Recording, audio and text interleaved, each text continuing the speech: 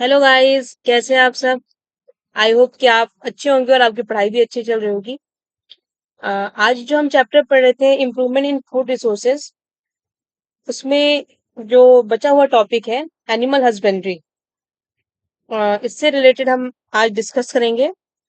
तो सबसे पहले हमें ये जानना होगा कि एनिमल हस्बेंड्री है क्या।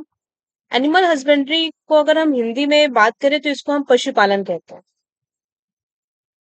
तो ये क्या है, एक ऐसा साइंस का ब्रांच है जिसमें हम रियरिंग करते हैं, फीडिंग करते हैं, केयरिंग करते हैं, ब्रीडिंग और डिजीज कंट्रोल ऑफ एनिमल की हम बात जब करते हैं तो इसी पूरे प्रोसेस को हम क्या कहते हैं, एनिमल हस्बेंड्री।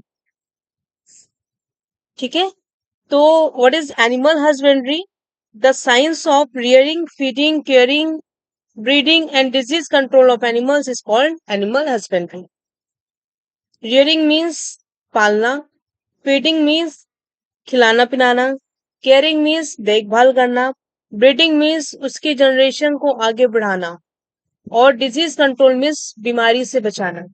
तो जब हम जानवरों की रेयरिंग करते हैं, पालते हैं, फीड करते हैं, केयर करते हैं, कराते हैं और डिजीज कंट्रोल करते हैं, ये पूरा प्रोसेस जो है वो एनिमल हस्बेंड्री कहलाता है, यानी पशु पालन। अब एनिमल हस्बेंड्री का मेन एलिमेंट्स कौन कौन से हैं, यानी हमें किन किन चीजों का ध्यान रखना होगा जब हम पशुपालन कर रहे होंगे। तो सबसे पहले हमें प्रॉपर फीडिंग, उनके खाने पीने का ध्यान रखना होगा। उनको प्रोवाइड करना होगा फ्रेश वाटर और गुड शेल्टर, प्रॉपर हेल्थ और प्रोटेक्शन अगेंस्ट डिजीज और प्रॉपर ब्रीडिंग भी एनिमल्स का, वो भी उसका भी ध्यान रखना होगा। तो कौन कौन से 4 पॉइंट है जो हमें ध्यान रखने हैं पशुपालन करते समय?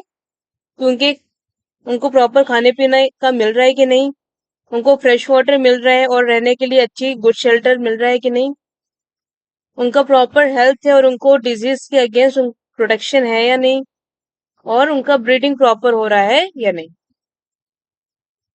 ये चारों बात का हमें बहुत ही ज्यादा ख्याल रखना होगा while doing animal husbandry. Okay. तो what is the need for animal husbandry?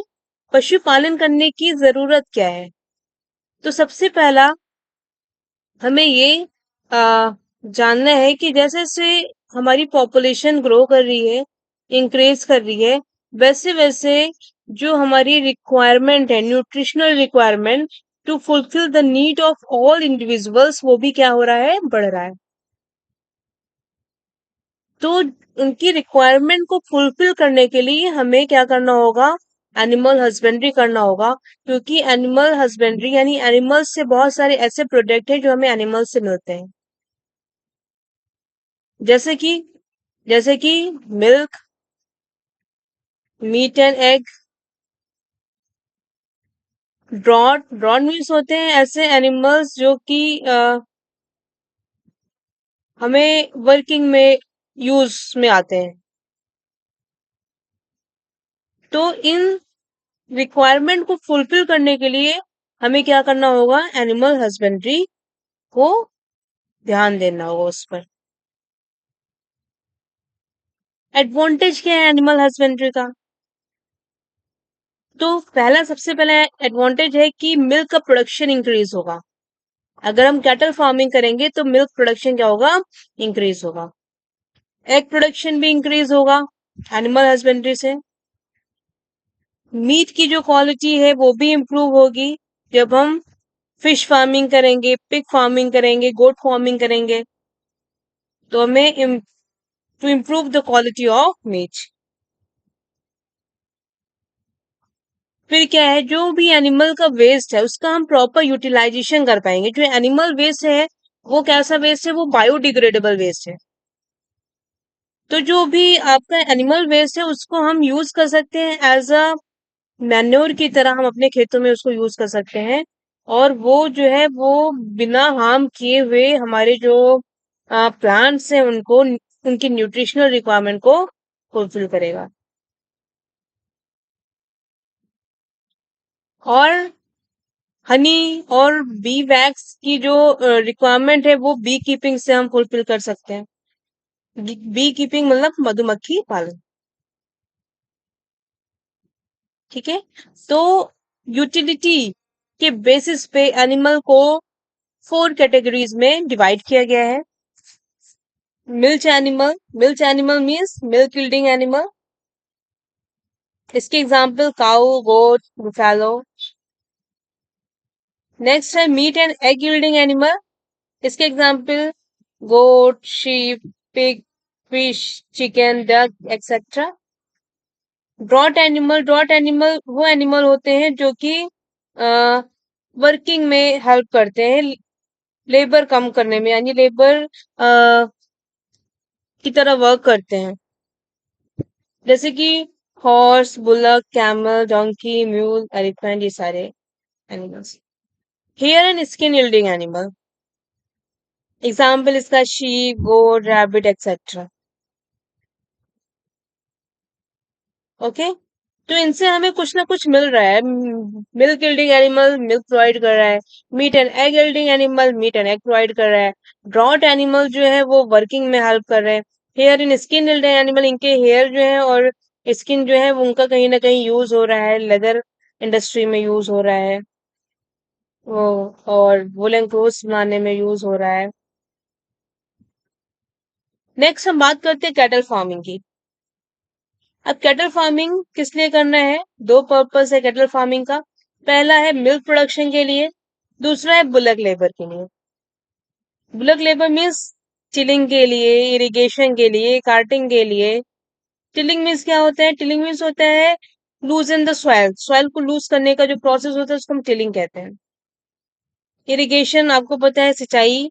सिंचाई में पहले एनिमल्स के हेल्प से पानी निकाला जाता था। कार्टिंग मतलब एक जगह से दूसरी जगह सामान पहुंचाने में। ओके। नेक्स्ट, हमें ब्रीड कैटल, अब हमें अगर पालन करना है, पशु पालन करना है, तो हमें उनके ब्रीड के बारे में भी पता होना चाहिए कि कौन से जो एनिमल्स हैं उनको पालना हमारे लिए फायदेमंद होगा। क्योंकि वो ब्रीड के, उनकी अगर अच्छी ब्रीड होगी तो उनकी जो प्रोडक्शन क्वालिटी है, अगर मिल्क प्रोड्यूस कर रहे हैं तो उसकी क्वालिटी भी, उसकी क्वांटिटी भी क्या होगी? अच्छी होगी। अगर अच्छी ब्रीड के एनिमल होंगे तो उनका जो भी आप उनसे प्रोडक्ट ले रहे हो उसका भी जो क्वांटिटी होगा या क्वालिटी होगा वो क्या होगा? अच्छा होगा। तो इंडिजिनस ब्रीड की अगर हम बात करें तो मिल्च ब्रीड में नाम दिए हुए हैं, ये नाम आपको याद करना है।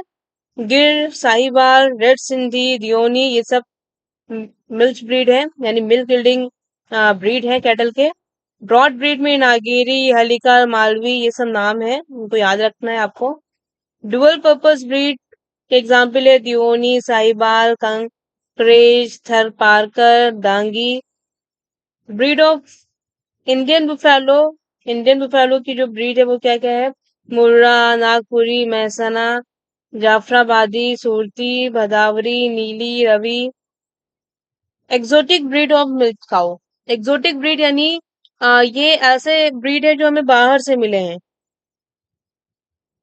इसका एग्जाम्पल है हॉस्टिन फ्रेंसिन, होलैंड से, Jersey island of Jersey of England, Ayrshire Scotland का है, Brown Swiss Switzerland, Red Dane Denmark. तो ये सब एक्सोटिक ब्रीड है जो हमें बाहर से मिली है। ठीक है, मिल्क प्रोड्यूसिंग काउ है। Cross breed of cow, cross breed ऐसे काउ है जिन जो हमें दो एनिमल को क्रॉस ब्रीड कराकर हमें मिला है, यानी दो एनिमल की क्वालिटी को हमने ब्रीड कराकर हमने एक एनिमल्स में उन दोनों की क्वालिटी को क्या किया है? एक ही में हमें दोनों की क्वालिटी मिल जा रही है, तो ऐसे को हम क्रॉस ब्रीड कहते हैं। इसका एग्जाम्पल है करन स्विस, करन फ्राइज, प्रिजवेल, brown Swiss, Sahiwal, Jersey Sindhi, Ayrshire Sahiwal, Karan Swiss. Okay, ये सब नाम में एग्जाम्पल आप याद कर लीजिएगा। उसके बाद अगर हम बात करें फीडिंग ऑफ कैटल, यानी अगर हमें उन्हें फीड करना है तो हमें कैसे ख्याल रखना होगा उनके फीडिंग पैटर्न का, कि हमें क्या कब देना है, कितनी क्वांटिटी में देना है। तो the foods given to animal are called feed. जो हम फूड एनिमल्स को देते हैं उन्हीं को हम क्या कहते हैं, फीड कहते हैं। अब जो हम फूड दे रहे हैं उसका बैलेंस रेशियो में होना बहुत जरूरी है। तो feeding require balance ratio in correct quantities to each animal proportionate with their body requirement and productivity capacity. तो उनके बॉडी रिक्वायरमेंट के अकॉर्डिंग और उनकी जो प्रोडक्टिव कैपेसिटी है उसके अकॉर्डिंग हमें एक बैलेंस रेशियो में हमें फीडिंग एनिमल्स को कराना चाहिए।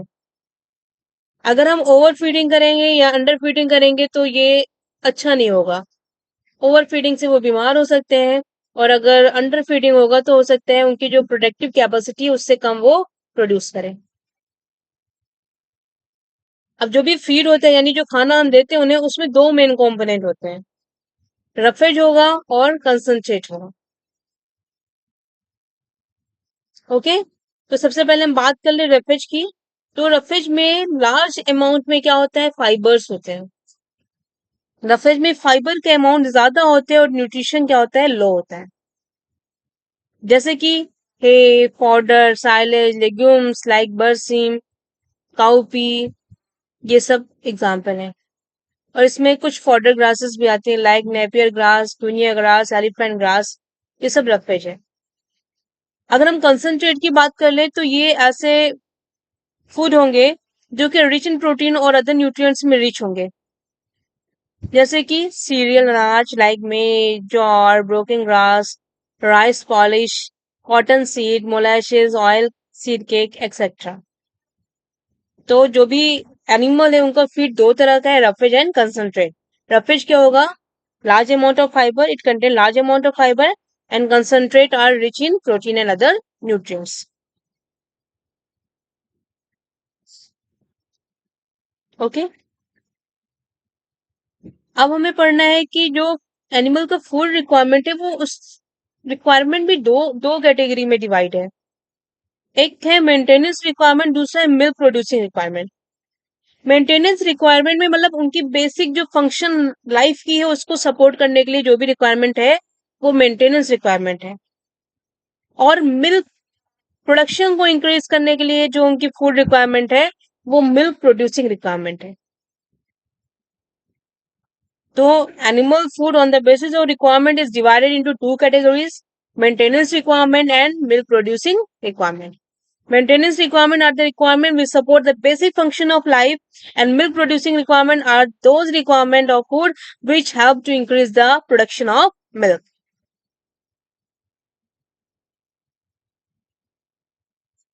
Now the next point is farm management practice. अब हमें फॉर्म को मैनेज कैसे करना है, ठीक है। तो सबसे पहला है कि हमें एनिमल को प्रोटेक्ट करना होगा हीट से, कि ज्यादा धूप ना लगे, कोल्ड से कि बहुत ज्यादा ठंड ना हो, उससे हमें प्रोटेक्ट करना है। बहुत ज्यादा रेन में भी हमें एनिमल्स को नहीं रखना है, ठीक है। और अदर एनिमल से भी हमें प्रोटेक्ट करना है, कि हमारा जो भी आप कैटल है उसको कोई जो और जानवर है जैसे डॉग बाइट ना कर ले, या कोई और ऐसे जानवर है जो उसको बाइट ना कर ले, तो हमें प्रोटेक्ट करना है उनको।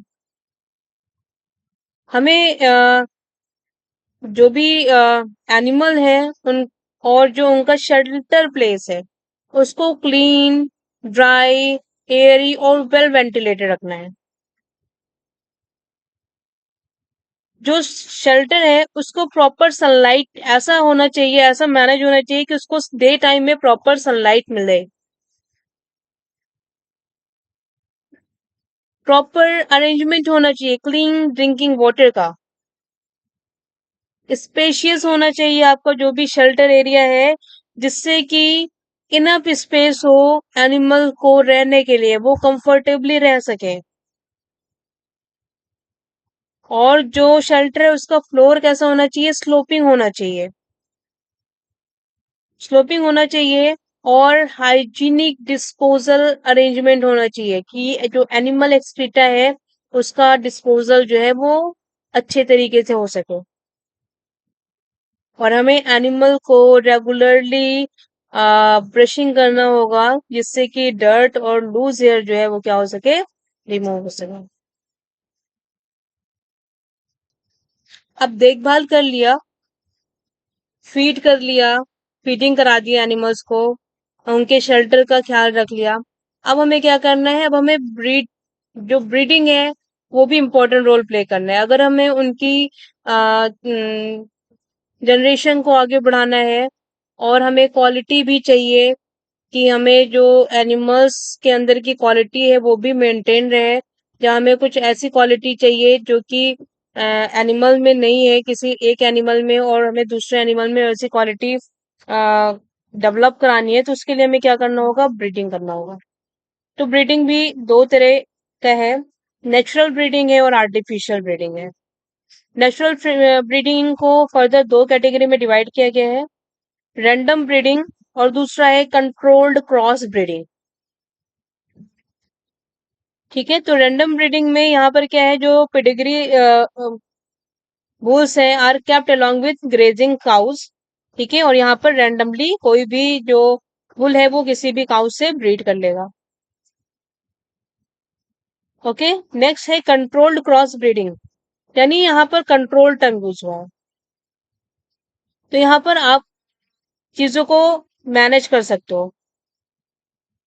तो in this type of breeding native cows are crossed with exotic bull of superior quality in natural breeding, यानी यहाँ पर हम नेटिव काउज लेंगे और उनको हम ब्रीड कराएंगे, क्रॉस कराएंगे एक्सोटिक बुल से।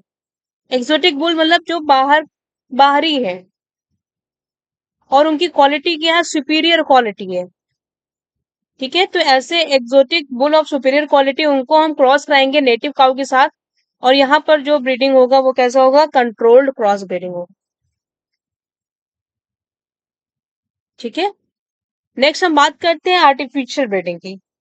तो आर्टिफिशियल ब्रीडिंग में हम क्या करेंगे, in this semen of bull of good breed के जो बुल होंगे उनका हम सीमेन कलेक्ट करेंगे, उसको स्टोर करेंगे at low temperature, freezing temperature. उसके बाद सीमेन जो है, जो हाई क्वालिटी सीमेन है, उसको हम इंट्रोड्यूस कराएंगे in the body of healthy female cow की बॉडी में और एनिमल्स की बॉडी में हम क्या कराएंगे, इंट्रोड्यूस कराएंगे बाय आर्टिफिशियल मीन्स। ठीक है, ड्यूरिंग हीट पीरियड और एस्ट्रस पीरियड, और एस्ट्रस पीरियड को हम फर्टिलिटी पीरियड कहते हैं, और इसी प्रोसेस को हम क्या कहेंगे, आर्टिफिशियल इंसेमिनेशन। आर्टिफिशियल इंसेमिनेशन एक ऐसा प्रोसेस है जिसमें हम सीमेन ऑफ हाई क्वालिटी बुल को introduce in the body of healthy female by artificial means during heat period, or you can say fertility period. This process is known as artificial insemination.